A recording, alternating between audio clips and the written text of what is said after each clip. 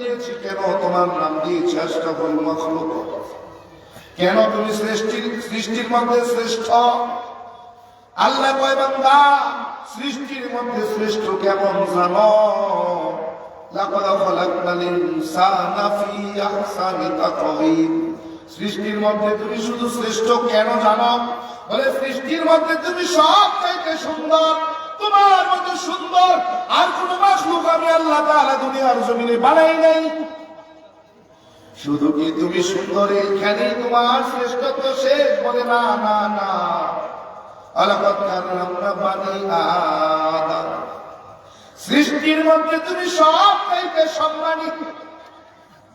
খালি তুমি যে সুন্দর এজন্য তুমি সৃষ্টির শ্রেষ্ঠ না।